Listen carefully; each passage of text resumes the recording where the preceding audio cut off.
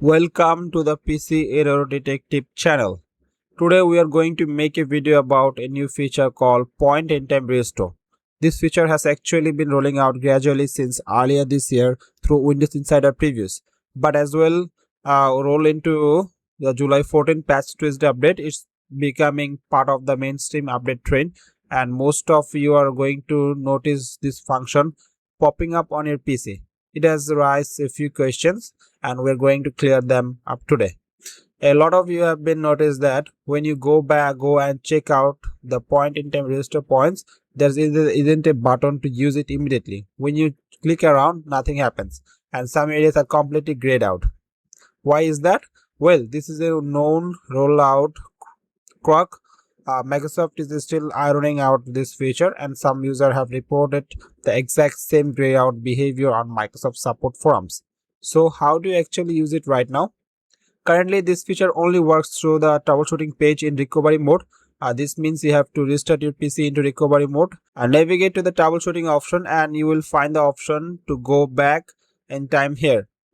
From now, this is the only place it works, but I expect Microsoft will eventually update this so you can trigger it directly from the main setting panel. One more thing worth knowing it, this feature isn't turned on for every day or everyone by default. Microsoft is only enable it automatically on home and unmanaged pro device with an OS drive of 200 GB or larger. If your system drive is smaller than it, or you will need to turn it manually. And if you are on an enterprise managed device, your IT admin control this show policy. Now here is something very important that many people have noticed, and it is major shift from how traditional registration works. Contrary a standard system register which only handles system files and application without touching their personal files, this is new point in time restore also restore local user files as a part of a full system snapshot.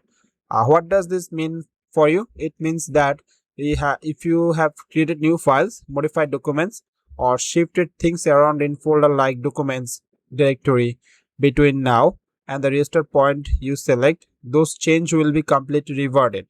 Your files go back to the exact state they were in at the moment that snapshot was created. All your recent modification will be gone. There is also time window catch. This snapshot currently work on roughly on 72 hours rollback window, so this isn't meant to be a long-term backup solution. It's designed for quickly undoing a bad update driver of app install, not recover something from weeks ago.